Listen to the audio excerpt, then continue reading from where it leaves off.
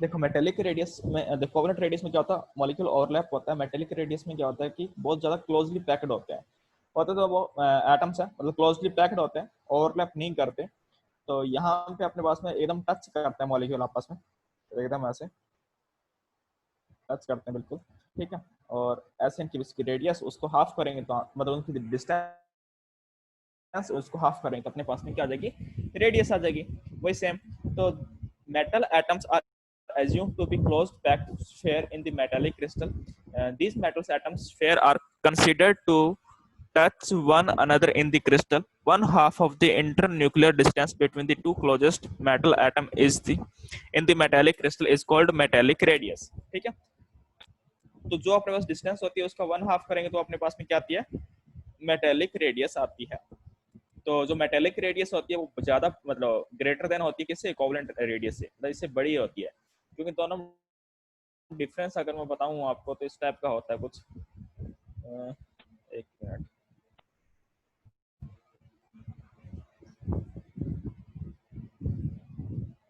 ऐसा कुछ होता है।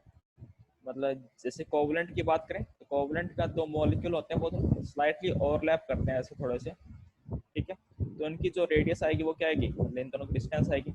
और यहाँ से अगर रेडियस फाइंड करें इसकी तो हाफ करेंगे तो थोड़े बहुत रेडियस मतलब दोनों के सेम है ना, सेम नहीं है। मतलब मेटेलिक रेडियस में ना ऐसे होता है, मेटेलिक में देखो जो मॉलिक्यूल थे वो टच करते हैं बिल्कुल, बिल्कुल भी ओवरलैप नहीं करते। तो यहाँ पे ओवरलैप कर रहे थे तो रेडियस थोड़ी सी कम हो गई, यहाँ पे बिल्कुल टच करते हैं। जिसको जब हाफ करेंगे अपने तो अपने पास में क्या आ जाएगी, मेटेलिक रेडियस आ जाएगी। तो मेटेलिक रेडियस थोड़ी सी ज्यादा बड़ी होती है एज कम्पेयर टू किससे, कोवेलेंट रेडियस से। तो metallic radius greater than covalent radius, ऐसे आता है, ठीक है।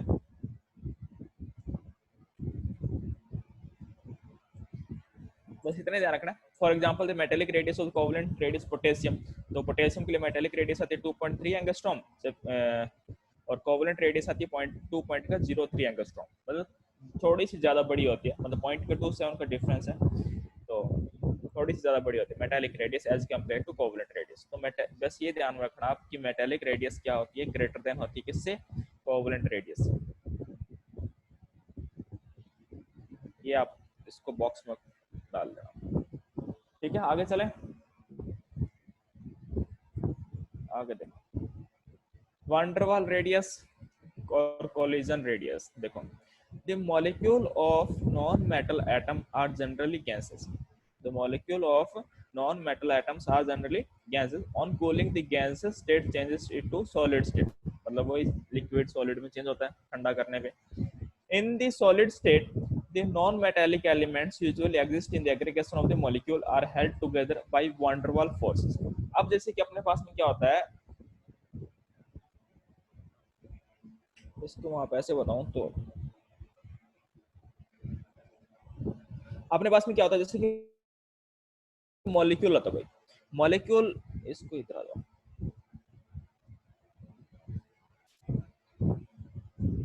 हाँ अपने पास में क्या होता है, कोई मॉलिक्यूल है तो वॉइस लो आ रही है, अभी से आ रही होगी। अपने पास में जैसे कि कोई मॉलिक्यूल है ऐसे कुछ, मतलब वही कोवेलेंट रेडियस से मिलकर बनाया कोई मॉलिक्यूल है ऐसे, और एक मॉलिक्यूल ये। अब मॉलिक्यूल्स के बीच में क्या लगता है, वान डेर वाल फोर्स लगता है, अट्रैक्शन फोर्स होता है वान डेर वाल। तो मॉलिक्यूल्स के बीच में क्या लगता है, वान डेर वाल फोर्स लगता है। तो उन मॉलिक्यूल के बीच की डिस्टेंस उसको क्या बोलेंगे, वान डेर वाल डिस्टेंस बोलते हैं। मतलब अपने पास में जैसे ये आएगी बीच की तो उनको क्या बोलेंगे, वान डेर वाल डिस्टेंस अपने पास है, वान डेर वाल फोर्स के कारण जो अपने पास में डिस्टेंस आ रही है एक तरह से। और जब मैं इसको हाफ करूंगा, इसको हाफ करूंगा इस डिस्टेंस को, तब अपने पास में क्या आएगी, वान डेर वाल रेडियस आएगी। तो यहाँ पे देखा जाए तो दो एटम्स के बीच में डिस्टेंस बहुत ज्यादा है ना, डिस्टेंस बहुत ज्यादा है, क्योंकि अपने पास जो वान डेर वाल फोर्स होता है वीक फोर्स होता है अट्रैक्शन का, कहते हैं वीक फोर्स होता है, तो डिस्टेंस बहुत ज्यादा है। तो इसलिए जो रेडियस आती है वो भी क्या आती है, ज्यादा आती है इसकी, क्योंकि हाफ ही कर सकते हैं अपने तो, और कुछ तो है ही नहीं अपने पास में कि ये माइनस करते हैं। इतनी चीज माइनस तो अलग से कर नहीं सकते, वो तो अपने पास मेजर होती नहीं है। तो ओनली अपने टोटल डिस्टेंस देखते हैं उसको हाफ कर देते हैं। तो यहाँ से देखा जाए तो वान डेर वाल अपने पास में क्या होती है, जो रेडियस आती है वो बहुत ज्यादा आती है। तो इसलिए अपने पास में जो फॉर्मूला आता है वान डेर वाल रेडियस का, वो देखो ये होता है दोबारा से, the molecule of non-metal atom are generally gases. On cooling, the gaseous state changes to solid state. In the solid state, the non-metallic elements usually exist in the aggregation of molecule. मतलब solid state में क्या होगा, aggregation of molecule में वो aggregation मतलब joint होकर रहते हैं ना, molecule की form में रहते हैं, are held together by the van der Waals forces. वो पास में रहेंगे किसके कारण, van der Waals force के कारण एक दूसरे को अट्रैक्ट होकर रहते हैं. 1/2 ऑफ द डिस्टेंस, जो भी डिस्टेंस होगी उनके बीच में, जैसे d दे रखा है यहाँ पे, जैसे कि यहाँ पे d डिस्टेंस है, तो d distance 1/2 of the distance between the nucleus of two adjacent atoms belonging to the two neighboring molecule of the compound. दो कंपाउंड में से दो मॉलिक्यूल्स में से जो पास पास में है एटम अपने पास, उनके बीच की जो डिस्टेंस होगी उसको 1/2 करेंगे तो अपने पास में क्या आएगी, वान डेर वाल रेडियस आएगी. तो वान डेर वाल रेडियस क्या होती है, सबसे ज्यादा बड़ी होती है. तो इसको आप बस ये ध्यान रखना कि वान डेर वाल रेडियस में जो होती है वो सबसे ज्यादा बड़ी होती है as compare to metallic radius और as compare to covalent radius. 1/2 of the nuclear distance between the two successive nucleus of the two covalent molecule. तो दो कोवलेंट मॉलिक्यूल के बीच में जो पास पास में अपने पास में दो कोवलेंट मॉलिक्यूल के बीच जो पास पास में दो न्यूक्लियस थे अपने पास में, उन दोनों के बीच की जो डिस्टेंस होगी उसको क्या बोलेंगे, वान डेर वाल रेडियस बोलेंगे अपने. ठीक है, समझ गए. तो इस पॉइंट को जरूर ध्यान में रखना कि वान डेर वाल रेडियस सबसे ज्यादा होती है एज कम्पेयर टू मेटेलिक और कोवलेंट रेडियस से. ये पॉइंट जरूर ध्यान में रखना.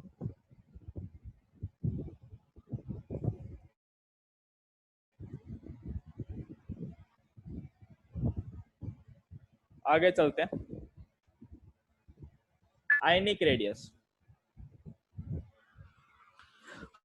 हाँ जी, दोबारा देखो अपने पास में क्या था कि दो एटम्स थे, सॉरी दो मॉलिक्यूल थे. दो मॉलिक्यूल में दो एटम पास पास में होंगे वान डेर वाल फोर्स के कारण. तो दो वान डेर वाल फोर्स के कारण, जो अट्रैक्शन फोर्स के कारण जो मॉलिक्यूल आपस में पास पास में रहते हैं, तो उनके बीच में कुछ ना कुछ स्पेसिफिक डिस्टेंस होगी. उस स्पेसिफिक डिस्टेंस को अगर मैं हाफ करूंगा तो मेरे पास में क्या आएगी, वान डेर वाल रेडियस आएगी. और वान डेर वाल रेडियस सबसे ज्यादा बड़ी होती है एज कम्पेयर टू मेटेलिक और कोवलेंट रेडियस.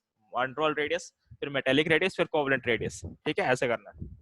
आयनिक रेडियस की बात करते हैं.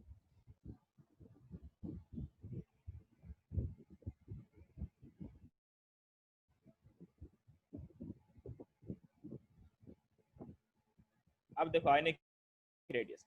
आयनिक रेडियस में क्या होगा, दो आयंस के बीच में जो डिस्टेंस होगी, दो आयंस के बीच में जो डिस्टेंस होगी उसके हिसाब से अपने आयनिक रेडियस फाइंड करेंगे. जैसे कि a neutral atom changes to cation by the loss of electron और more electron on the anion by the gain of electron, है ना. तो या तो अपने पास में क्या करेगा, कैटायन में चेंज होगा इलेक्ट्रॉन लूज करके, या फिर एक इलेक्ट्रॉन एक्सेप्ट करके एनायन में चेंज होगा, है ना. तो more electron, the magnitude of the charge on the cation anion is equal to the number of electrons lost or gained. मतलब वो तो पता है अपने को कि जैसे कि A अपने पास में कोई मॉलिक्यूल था, है ना. A अपने पास में क्या था, कोई मॉलिक्यूल था. अगर उसमें 2 इलेक्ट्रॉन लूज कर दिए तो उसपे क्या आ जाएगा, +2 चार्ज आ जाएगा. अगर एक B कोई मॉलिक्यूल था, उसने 2 इलेक्ट्रॉन एक्सेप्ट कर लिए तो उसपे क्या आ जाएगा, -2 चार्ज आ जाएगा. मतलब जितने इलेक्ट्रॉन एक्सेप्ट करेगा उतना माइनस का चार्ज, जितने इलेक्ट्रॉन लूज करेगा उतना पॉजिटिव का चार्ज आता है ना. So the ionic radius of the ion presented in the ionic crystal may be calculated by its intermolecular distance between the two ions. मतलब वही अपने पास में कि दो मॉलिक्यूल के बीच में डिस्टेंस कितनी होगी उसके हिसाब से अपने आयनिक रेडियस फाइंड कर सकते हैं. बस सभी में सेम ही कॉन्सेप्ट है कि दो एटम्स के बीच में अपने को डिस्टेंस देखना है. यहाँ पे दो आयंस के बीच में अपने को डिस्टेंस देखनी है तो फाइंड कर सकते हैं. तो radius of cation is smaller than the corresponding atom. अब देखो क्या होता है कि जिसने इलेक्ट्रॉन एक्सेप्ट किया, जिसने इलेक्ट्रॉन एक्सेप्ट किया तो उसका तो रेडियस बड़ी हो जाएगी. मतलब पहले ऐसा था ना कि एक एटम था, ऐसे कुछ था, है ना. अब उसने एक इलेक्ट्रॉन एक्सेप्ट किया तो वो बाहर एक तरफ एक ऑर्बिट में आ गया जैसे इलेक्ट्रॉन, तो उसकी रेडियस तो क्या होगी, बड़ी होगी. जिसने इलेक्ट्रॉन लूज किया उसकी रेडियस छोटी हो जाती है. तो radius of cation is smaller than the corresponding atom. जो अपने पास में पहले एटम था उसका, तो कैटायन की रेडियस अब उससे क्या आती है, स्लाइटली कम आती है, क्योंकि उसने इलेक्ट्रॉन लूज कर दिया. इलेक्ट्रॉन्स के कारण रेडियस बनती है अपने पास में कि कहाँ पे इलेक्ट्रॉन है. अब उसने इलेक्ट्रॉन लूज कर दिया तो उसके पास में रेडियस क्या होती है, छोटी होती है. Reason during the formation of the cation either one cell is removed. कई बार क्या होता है अपने पास में कैटायन फॉर्मेशन होता है तो एक सेल चला जाता है. जैसे कि सेकंड सेल में एक इलेक्ट्रॉन था तो वो चला गया वहां से, तो सेकंड सेल तो बचा ही नहीं ना, फर्स्ट सेल ही बचा ओनली, तो रेडियस छोटी हो जाती है. After removing an electron effective nuclear charge increases. Electron remove करेंगे तो इफेक्टिव न्यूक्लियर चार्ज क्या हो जाता है, इंक्रीज हो जाता है, क्योंकि प्रोटॉन्स उतने ही रहते हैं और अपने पास में, एक मिनट, हाँ जी अभी वॉइस कैसे आ रही है?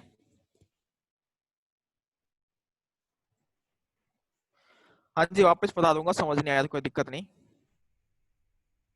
अभी वॉइस कैसे आ रही है?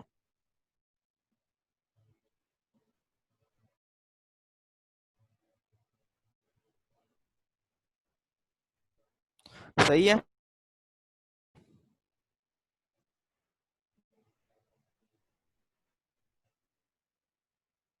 हाँ जी वंडरफुल फोर्स मतलब सभी साइड में लगेगी तो अपने सभी साइड मॉलिक्यूल्स भी होंगे ना, तो कोई भी एक साइड का ले लो, उस हिसाब से अपने फाइंड कर लेंगे। मतलब सभी साइड में, जैसे कि एक मान लो ये मॉलिक्यूल था, इसके मॉलिक्यूल के इधर भी कोई अपने पास में होगा, इधर भी कुछ होगा, इधर भी कुछ होगा, तो सभी साइड में अपने पास में फोर्स भी तो लगेगा और सभी साइड में अपने पास मॉलिक्यूल्स भी होंगे, तो कोई भी एक साइड का ले लो मॉलिक्यूल, वहां से अपने पास में आ जाती है। हाँ जी इक्वली लग रही होती है।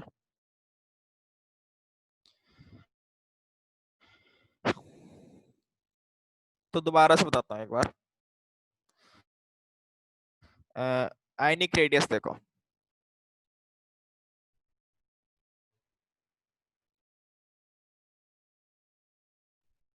एक,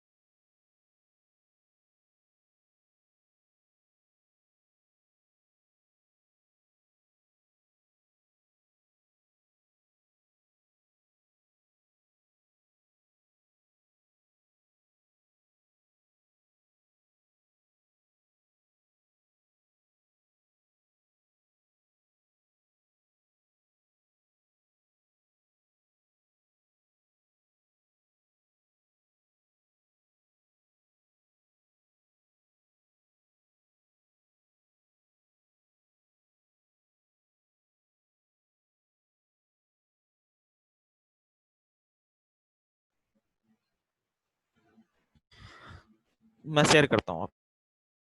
रेडियस अपने देख रहे थे, तो देखो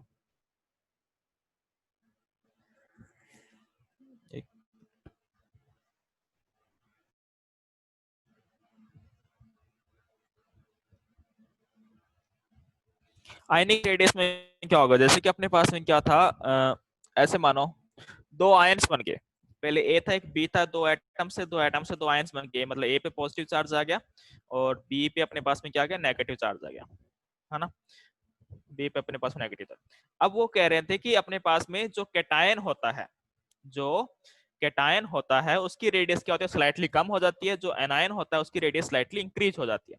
ऐसा क्यों होता है, वो चीज देखो। कैटायन में तो क्या होगा, जो एक तो क्या हो सकता है कि इलेक्ट्रॉन रिमूव किया तो शायद उसका सेल भी कम हो जाए, मतलब मान लो जैसे कि सोडियम था, सोडियम का 3s1 में एक इलेक्ट्रॉन आता है ना, सोडियम का 3s1 में एक इलेक्ट्रॉन आता है, अब s का एक इलेक्ट्रॉन बाहर चला गया तो बचा कौन सा, सेकंड सेल ही बचा अपने पास में, सेकंड ऑर्बिट, मतलब 3 ऑर्बिट तो खत्म हो गया ना पूरा, तो इसलिए उसकी रेडियस कम हो जाएगी। एक तो वो रीजन है कि उसका सेल कम हो जाता है कभी कभी ना, तो उसके कारण से कैटायन की रेडियस कम हो जाती है। दूसरा है कि उसका इफेक्टिव न्यूक्लियर चार्ज इंक्रीज हो जाता है। इफेक्टिव न्यूक्लियर चार्ज क्या किया था अपनों ने, जेड इफेक्टिव अपने पास, सॉरी, जेड इफेक्टिव अपने पास में क्या था,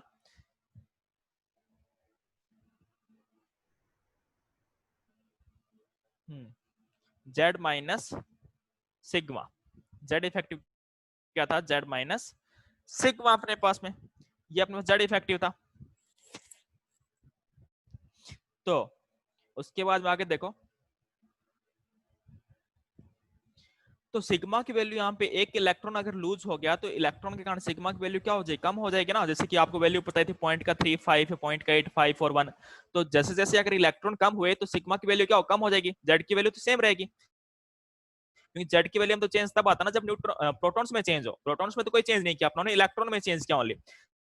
तो जेड की वैल्यू तो सेम रही अपने पास में, सिग्मा की वैल्यू कम हो गई, तो इसका मतलब जेड इफेक्टिव क्या हो गया, इंक्रीज हो गया। जेड इफेक्टिव क्या हो गया अपने पास में, इंक्रीज हो गया। तो जेड इफेक्टिव इंक्रीज हो गया तो इसका मतलब साइज क्या हो जाएगा, छोटा हो जाएगा, अट्रैक्शन फोर्स बढ़ेगा ना, इफेक्टिव न्यूक्लियर चार्ज इंक्रीज हुआ, मतलब पॉजिटिव चार्जिंग हुआ, तो इलेक्ट्रॉन को अपनी तरफ ज्यादा अट्रैक्ट करेगा, तो साइज क्या होगा, डिक्रीज होगा।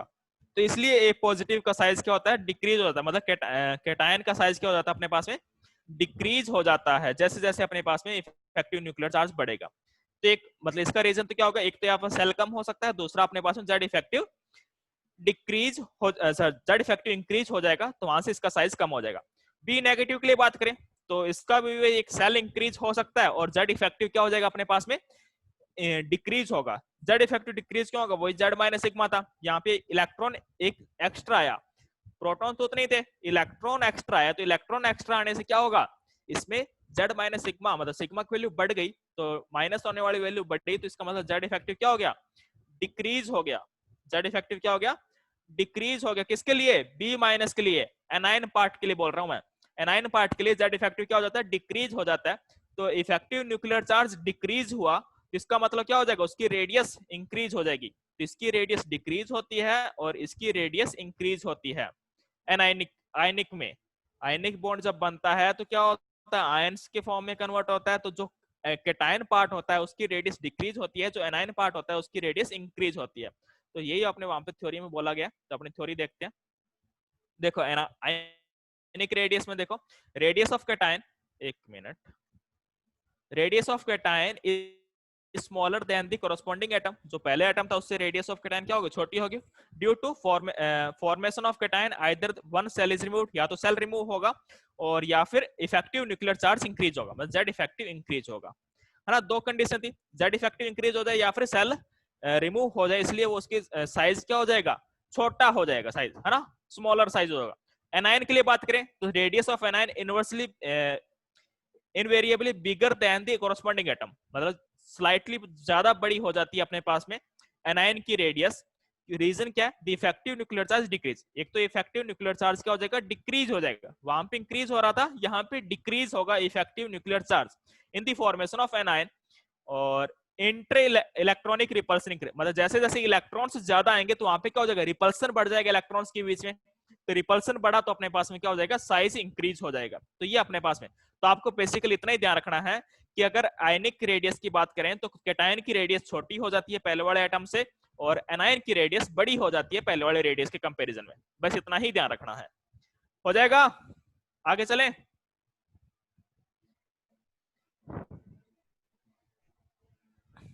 एक मिनट,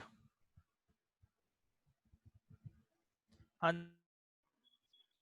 हेलो।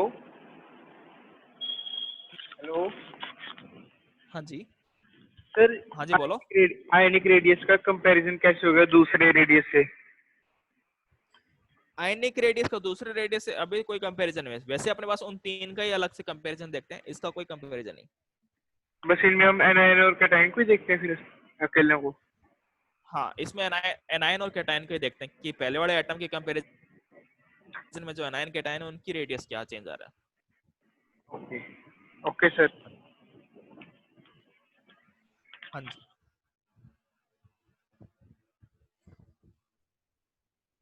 उसके बाद देखो factor affecting atomic radius are, एक मिनट,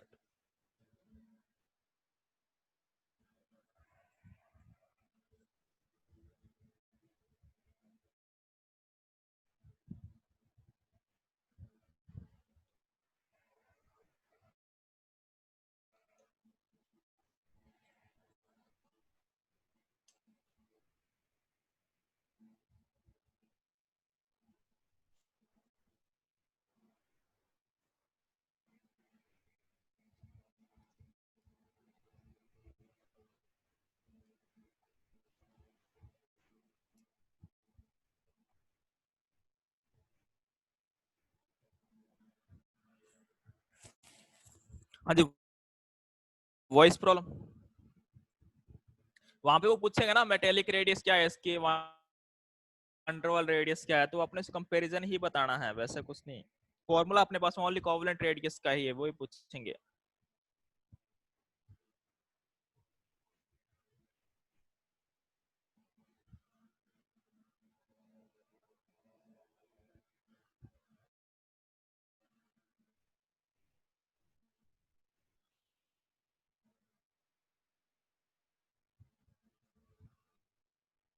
एक मिनट।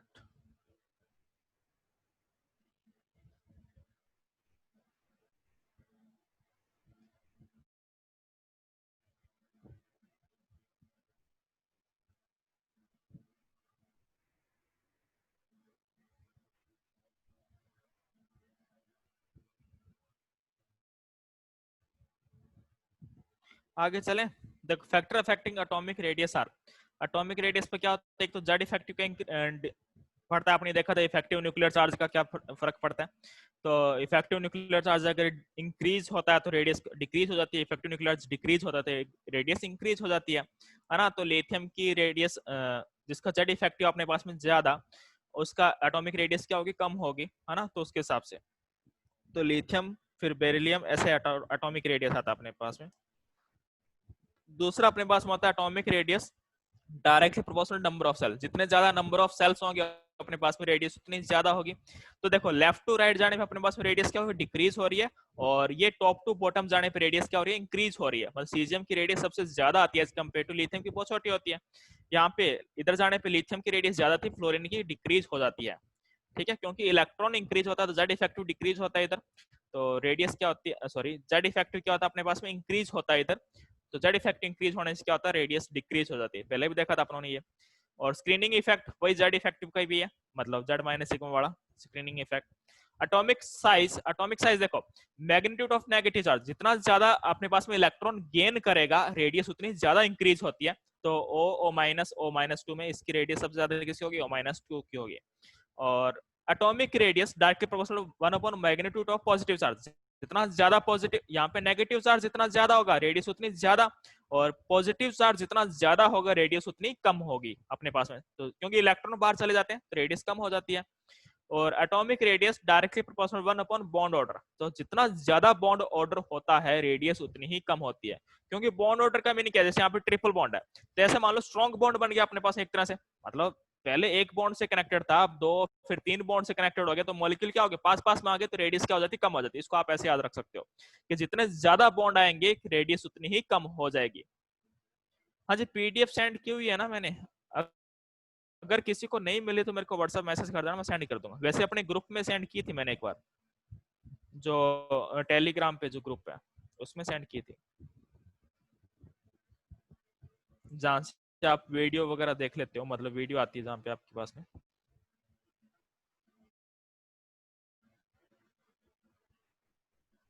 बॉन्ड वाला रिपीट करता हूँ, जैसे कि अपने पास में क्या होता है, जितने ज्यादा बॉन्ड्स होते हैं, मतलब एक तरह से ऐसे मान सकते हो कि ज्यादा बॉन्ड होंगे तो दोनों के मॉलिक्यूल के बीच में क्या होंगे, आप पास पास में ज्यादा रहेंगे ना।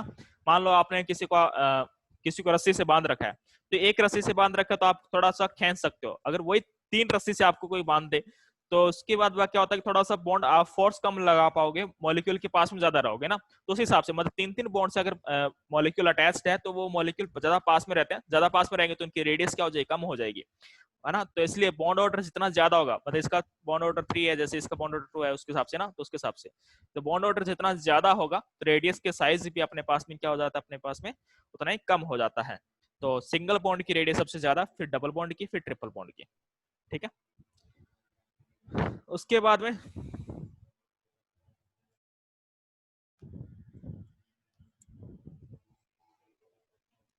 अब ट्रांजिशन एलिमेंट्स की बात करते हैं। एक मिनट में वो पीरियोडिक टेबल खोलता हूँ।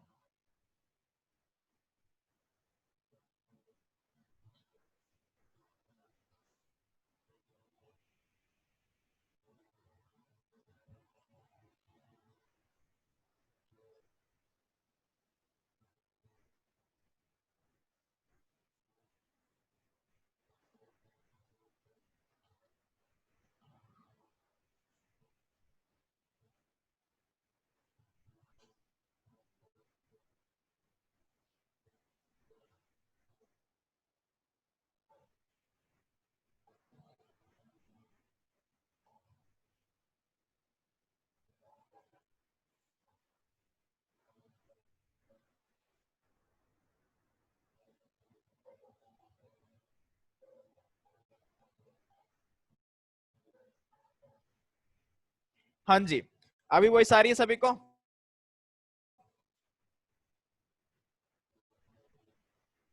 हाँ जी, वॉइस आ रही है सभी को?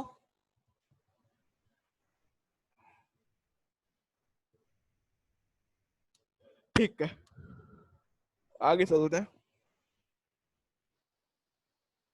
देखो, period variation of atomic radius, इसको आप ऐसे ध्यान में रखो कि अक्रॉस द पीरियड, है ना, लेफ्ट टू राइट जाने पे अपने पास में क्या होती है, रेडियस डिक्रीज होती है। लेफ्ट टू राइट जाने पे रेडियस क्या होता है, डिक्रीज होती है। कहां तक? फ्लोरीन तक। मतलब अपने पास में 17 ग्रुप तक रेडियस डिक्रीज होती है, उसके बाद में इंक्रीज होती है। मतलब जो 17 ग्रुप से ज्यादा बड़ी रेडियस होती है किसकी, अपने पास में इनकी 18th ग्रुप वालों की। मतलब जो इनर्ट गैस होती है उनकी रेडियस 17 वालों से बड़ी होती है। वैसे तो डिक्रीज होती है, पर 17 वालों से बड़ी होती है रेडियस। तो ऐसे याद रखो कि लेफ्ट रेडियस डिक्रीज होती है कहां तक, फ्लोरीन तक, फ्लोरीन वाले ग्रुप तक। उसके बाद जो इनर्ट गैस की रेडियस है उसकी रेडियस 17 वाले ग्रुप से ज्यादा होगी। वॉइस स्लो आ रही है क्या? अभी वॉइस कैसे आ रही है? मेरे तरफ से आई थिंक सब कुछ क्लियर है। मतलब वॉइस वगैरह तो देख लो आप एक बार, मतलब किसी को नेट में थोड़ा प्रॉब्लम हो सकता है। हाँ जी प्रणव। सर ये मतलब न्यून की रेडियस ज़्यादा की होती है एज कम्पेयर टू 17 ग्रुप वालों से। नियोन की रेडियस ज्यादा क्यों होती है? क्योंकि अपने पास में देखो ये होता है कि यहाँ पे एक तरह से इलेक्ट्रॉन तो इंक्रीज हो रहे हैं, पर वो एक तरह से स्टेबल कॉन्फ़िगरेशन है ना, ना इलेक्ट्रॉन लूज करता ना इलेक्ट्रॉन वो करता है ना। तो वहां पे क्या होता है कि मतलब किसी के साथ में अटैच्ड ही है, एक सिंगल मॉलिक्यूल है, तो उसके हिसाब से उसकी रेडियस स्लाइटली ज्यादा आती है। नहीं, नियोन की लिथियम से बड़ी नहीं होती, ओनली 17 वाले ग्रुप से बड़ी होती है नियोन की, बाकी वैसे छोटी होती है। मतलब कंपैरिजन में अगर देखें तो छोटी होती है वैल्यूज अपने पास में नियोन की। बस इनका लिथियम कई बार फ्लोरीन वाले ग्रुप से होती है, कई बार ऑक्सीजन वाले ग्रुप, एक आधा एलिमेंट्स की। वैसे कुछ ज्यादा बड़ी नहीं होती। पर आपके पास जैसे क्वेश्चन आएगा ना, तो ऐसे आएगा कि फ्लोरीन से पूछेंगे कंपेरिजनली, क्योंकि 17 ग्रुप के साथ में कंपेरिजन पूछते हैं। वहां पे अपने पास नियोन की जो रेडियस होती है वो ज्यादा होती है। मतलब पूरे इनर्ट गैस सभी की, एक की नहीं, सभी इनर्ट गैसेस की ज्यादा होती है। सर मतलब स्लाइटली बड़े होते हैं 17 वाले ग्रुप्स। हाँ जी। तो अक्रॉस द पीरियड मतलब जो एलिमेंट्स है लिथियम बेरिलियम बोरॉन कार्बन, ये मतलब अक्रॉस द पीरियड इनका हाँ, इलेक्ट्रॉन्स तो इंक्रीज हो ही रहे हैं ना, मतलब। इलेक्ट्रॉन्स इंक्रीज हो रहे हैं, हाँ तो प्रोटॉन्स भी इलेक्ट्रॉन इंक्रीज हो रहे हैं। प्रोटॉन प्रोटॉन मतलब भी जैसे इंक्रीज हो कि रहे हैं ना। हाँ, प्रोटॉन्स में इंक्रीज तो जेड इफेक्टिव इंक्रीज होगा, तो जेड इफेक्टिव इंक्रीज होगा तो साइज छोटा हो जाएगा। मतलब यहाँ पे जेड फैक्टर ज्यादा इंक्रीज होता है। ओके हाँ, जेड इफेक्टिव, समझ। देखो उस दिन बताया था ना मैंने कि जेड यस इफेक्टिव सर, की कि वैल्यू 1 मतलब से वो तो इंक्रीज होती है और उसकी। ऑलमोस्ट कांस्टेंट ही रहता है साइज, तो मतलब थोड़ा सा फर्क पड़ता है। हाँ, वो डी ब्लॉक में आपने देखा था कि पॉइंट यस 15 का सर। ही चेंज आता है, तो थोड़ा सा फर्क पड़ता है, वही वाला। Okay okay yes sir yes. मतलब देखो अपने पास में ऐसा है कि जो नियोन होता है, नियोन अपने पास में स्टेबल कॉन्फ़िगरेशन, मतलब किसी के साथ में जस्ट रिएक्ट नहीं करते, इनर्ट गैस ना किसी के साथ में रिएक्ट नहीं करते, स्टेबल कॉन्फ़िगरेशन वगैरह। तो वो एक सिंगल एटम की फॉर्म में प्रेजेंट होता है अपने पास नेचर में। तो सिंगल एटम की अपने पास से जो रेडियस निकालते हैं वो थोड़ी स्लाइटली बड़ी आएगी ना। यहाँ पे तो अपने क्या कर रहे थे, कोवलेंट रेडियस वगैरह ये फाइंड कर रहे थे। तो कोवलेंट रेडियस तो क्या होती है, स्लाइटली छोटी आती है, जबकि नियोन की रेडियस क्या आएगी, बड़ी आएगी, क्योंकि सिंगल एटम है। अभी देखा था ना ऊपर, एक मतलब कोवलेंट रेडियस अपने पास में ऐसा था जैसे कि ये दो मॉलिक्यूल लेते तो ओवरलैप होते थे, यहाँ से अपने कोवलेंट रेडियस फाइंड करते थे। जबकि एक सिंगल एटम की रेडियस फाइंड करूँ वो तो पता ही है अपने को, थोड़ी सी तो बड़ी आएगी इससे। तो इसलिए वो नियोन की जो रेडियस होती है वो फ्लोरीन वाले ग्रुप से बड़ी होती है। तो जो क्योंकि ये इनर्ट गैस होती है, इनका अपने पास में सिंगल एटम की रेडियस फाइंड करते हैं यहाँ पे, इसलिए। ठीक है, तो बस इतना ध्यान रखो कि जो नियोन की रेडियस होती है वो स्लाइटली बड़ी होती है एज कम्पेयर टू फ्लोरीन वाले ग्रुप से, 17 ग्रुप से। और इन एक ग्रुप ग्रुप के अंदर क्या होता है, टॉप टू बॉटम जाने पे रेडियस इंक्रीज होती है। तो आपने पीरियोडिक ऐसे करना, मैं आपको ना जैसे कि एक पीरियोडिक टेबल में ना अपने नोट्स में एक पेज छोड़ देना आप। पेज पे ना ऐसे, मतलब जो आपको ब्लैंक पेज है मैं उस पर बताता हूँ कैसे लिखना आपको। अभी अपने साथ साथ पढ़ते रहेंगे तो साथ साथ वहां पे लिखते रहना। जैसे कि आपका पेज है, पीरियोडिक टेबल आपको पता है कि लेफ्ट टू राइट जाने पे ऐसे एरो बना लेना दो कि लेफ्ट टू राइट जाने पे और टॉप टू बॉटम जाने पे क्या होता है। ठीक है, लेफ्ट टू जाने पे साइज क्या होता है अपने पास में, मतलब एटम का रेडियस, या रेडियस लिख लो या साइज लिख लो ना, जो भी आपका मतलब समझ में आए जिस हिसाब से आपको बाद में। तो रेडियस आर लिख लो या साइज लिख लो। तो रेडियस के साइज के हिसाब से अपने पास में देखो यहाँ पे लेफ्ट राइट जाने पे साइज क्या होगा, सॉरी रेडियस क्या होगी अपने पास में,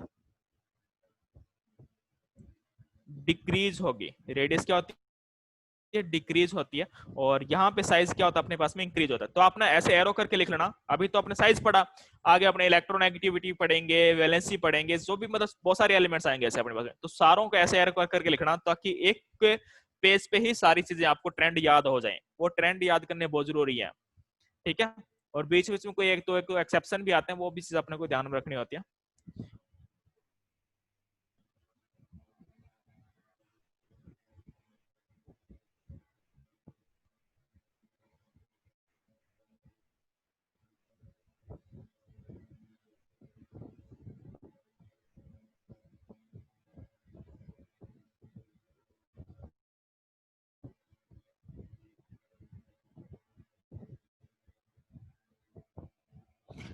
सबसे ज्यादा रेडियस अपने को टॉप टू बॉटम जाने पे रेडियस इंक्रीज होती है, लेफ्ट टू राइट जाने पे डिक्रीज होती है। अभी पीरियोडिक टेबल में देखो अपने पास में, जैसे पीरियोडिक टेबल में आपको बताता हूँ मैं। जैसे ये पीरियोडिक टेबल थी, अब फिर इधर जाओ, लेफ्ट टू राइट जाने पे अपने पास में रेडियस क्या हो रही है, डिक्रीज हो रही है। और टॉप टू बॉटम जाने पे रेडियस क्या हो रही है, इंक्रीज हो रही है। टॉप टू बॉटम रेडियस क्या हो रही है, इंक्रीज। तो सबसे ज्यादा रेडियस होती है अपने पास में फ्रेंसियम की।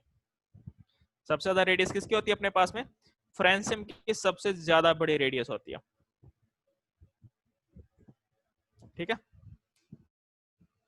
बस ओवरऑल ट्रेंड याद रखना और कुछ नहीं। आगे चलते हैं इधर।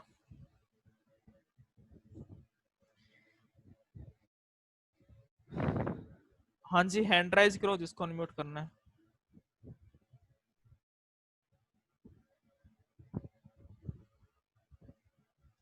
हाँ जी सक्षम। सर एक बार पीरियोडिक टेबल खोलना। पीरियोडिक टेबल खोल दी। आगे सर ये जो पी ब्लॉक के नीचे है, निहोनियम, मॉस्कोवियम, ये कौन से ब्लॉक में आते हैं? ये पी ब्लॉक में आएंगे ना, ये वाले यस सर। पी ब्लॉक में आएंगे। ठीक है सर। देखो ये होता ना, जैसे कि अभी तो अपने पास में जो कॉन्फ़िगरेशन अपना पड़ा था ऑफ ऑफ सिस्टम के हिसाब से, वो सिस्टम ना मतलब ऐसे चलता है कि मान लो यहाँ तक एजी एयू तक यहाँ पे लगभग चलता है अपने पास में, जहां तक अपने पास पहले एलिमेंट्स थे। अब जो कुछ नए एलिमेंट्स मिले ना, उनका कॉन्फ़िगरेशन अगर देखा जाए तो आगे पीछे थोड़ा चेंज होता रहता है, क्योंकि अपने पास में क्या था, नेचर में जो चीजें मिली उनके हिसाब से कॉन्फ़िगरेशन फाइंड किया था, वो वैल्यू ना धीरे धीरे बाद में चेंज होती रहती है। तो इसलिए वो क्या करते हैं कि बाद में अपने अगर देखा जाए तो इनका कॉन्फ़िगरेशन बहुत ज्यादा डिफरेंट आता है, मतलब as compare to F block के कई बार डिफरेंट आ जाता है, क्योंकि नेचर में स्टेबिलिटी के हिसाब से अपनी कॉन्फ़िगरेशन फाइंड करते हैं। तो कॉन्फ़िगरेशन देखा जाए तो वैसे डिफरेंट होता है, पर अपनी थ्योरी के हिसाब से थोड़ा डिफरेंट होता है। तो वो चीज ना इतना आता नहीं अपने कोर्स में। तो बस जितना थ्योरी में अपने पास जितना साइंटिस्ट ने बताया है उसके हिसाब से ही देखते हैं, अलग से कोई चीज नहीं देखते अपने। तो वो इतना ही है कि बस, लेकिन लास्ट कॉन्फ़िगरेशन इनका पी ब्लॉक में ही आता है, तो इसलिए पी ब्लॉक में रखते हैं इनको, ठीक है। जैसे ये देखो, इधर मैं आपको जूम करके दिखाता हूँ, एक मिनट।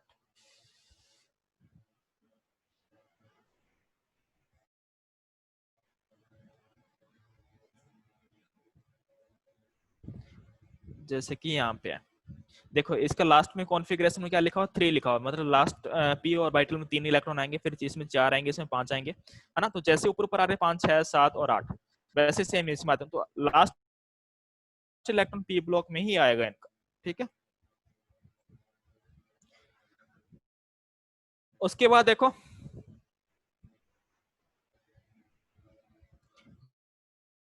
फ्रेंसियम की रेडियस कैसे निकालते हैं, वही वैसे निकालिए, मतलब रेडियस और कुछ नहीं। एक तो अपने ट्रेंड देख लिया क्या ट्रेंड के हिसाब से, और बाकी वैसे ही रेडियस फाइंड किया अपना अप्रोक्सीमेट, मतलब एक मॉलिक्यूल लेके मॉलिक्यूल का साइज का डिफरेंस लेके कोवेलेंट रेडियस उसके हिसाब से ना। और ट्रांजिशन एलिमेंट्स में देखो, पी ब्लॉक में याद रखना, ट्रांजिशन सॉरी पीरियोडिक टेबल है कि ट्रांजिशन एलिमेंट्स की रेडियस क्या होती है बताता हूँ आपको मैं। इसके थोड़ा सा ट्रेंड डिफरेंट है, मतलब ट्रांजिशन एलिमेंट्स का, तो ये लिख लेना आप, मैं बता रहा हूँ इसको बाद में नोट्स में। देखो ट्रांजिशन एलिमेंट्स में क्या होता है, लेफ्ट टू राइट जाने पे यहां तक मैग्नीज तक, हाँ जी ट्रांजिशन एलिमेंट में मैग्नीज तक जेड इफेक्टिव क्या होता है, थोड़ा ज्यादा इंक्रीज होता है, मतलब इंक्रीज हो रहा था, तो इसकी रेडियस क्या होती है, डिक्रीज होती है। मैग्नीज तक क्या होता है, रेडियस डिक्रीज होती है। और फेकोनी, फेकोनी मतलब इसका जेड इफेक्टिव इतना ज्यादा चेंज नहीं होता, तो इसकी रेडियस इक्वल रहती है लगभग। इसकी रेडियस क्या रहती है, लगभग इक्वल रहती है, कोई बड़ा स्लाइटली ज्यादा बड़ा चेंज नहीं आता, ओनली इक्वल रहती है। और कॉपर और जिंक की रेडियस यहाँ पे क्या होती है, थोड़ी इंक्रीज होती है रेडियस अपने पास में। कॉपर और जिंक की रेडियस क्या होती है, इंक्रीज होती है अपने पास में। तो थोड़ा सा डिफरेंट आता है इसका, मतलब पहले डिक्रीज फिर इक्वल फिर इंक्रीज, ऐसे अपने पास में इसका रेडियस का ट्रेंड आता है। ठीक है,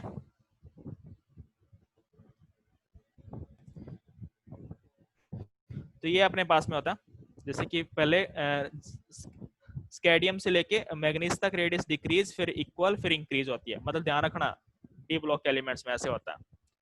डी ब्लॉक में क्या होता है, स्केडियम से लेके मैग्नीज तक अपने पास में रेडियस क्या होती है, डिक्रीज होती है, फिर फेकोनिक की रेडियस इंक्रीज, मतलब आयरन कोबाल्ट निकल की रेडियस सेम रहती है, और कॉपर और जिंक की रेडियस इंक्रीज होती है। बस इतना इसको नोट्स में लिख लेना है ना। ठीक है, तो आज इतना ही करते हैं एक बार। ठीक है, बाकी अपने कल करेंगे। Okay bye.